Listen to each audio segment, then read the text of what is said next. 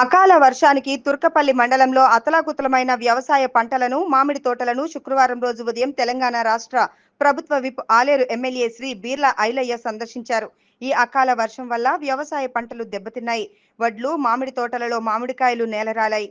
దీంతో ఆ రైతులను ఎమ్మెల్యే బీర్ల ఐలయ్య ఓదార్చారు. వారి పంట పొలాలను మామిడి తోటల్లో కలయదిరుగుతూ సందర్శించి ప్రభుత్వం వైపున తాను అండగా ఉంటానని ధీమా అందించారు.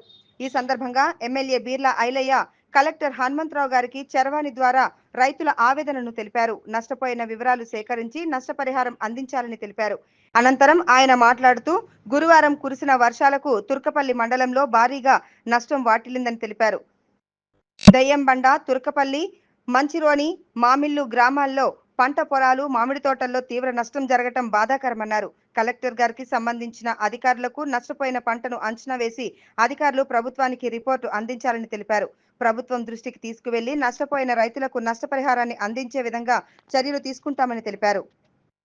నిన్న కురిసినటువంటి అకాల వర్షాలకు ఆలయ తుర్కపల్లి మండలంలోని దయ్యమండ తండ, తుర్కపల్లి, మంచిరోడ్ మామిళ్లు ఒక 4-5 గ్రామాలు మామిడి తోటలు పూర్తిగా ధ్వంసమైనాయి. అదేవిధంగా వరి కూడా పూర్తిగా ధ్వంసమైపోయింది.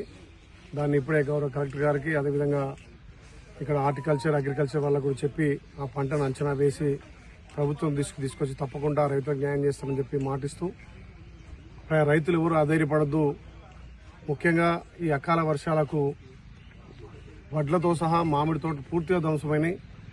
దానికి ఎక్కడికక్కడ అంచనేసి అధికారులతోటి ప్రభుత్వం దృష్టి తీసుకుపోయి వాళ్ళకి నష్టపరిహారం అందిస్తామని తెలియజేస్తూ ఈ వడగళ్ల వాన ఆలేరు వర్గం 8 మండలాల్లో ఒక తుర్కపల్లిని మరి ఒక 4-5 గ్రామాల్లో ఎఫెక్ట్ అయింది. అంతటా చల్లటి వాన పడ్డా కానీ ఈ 4-5 గ్రామాలలో రాళ్ళు పెద్దగా పడడంతో ఎక్కువ తోటలు అదేవిధంగా వర్షం డ్యామేజ్ కావడం జరిగింది. తప్పకుండా ఇది ప్రభుత్వం దృష్టి తీసుకుపోయి పెద్దలతో మాట్లాడి ఈ రైతులకు నష్టపరిహారం చేస్తామని చెప్పి మాటిస్తున్నాం.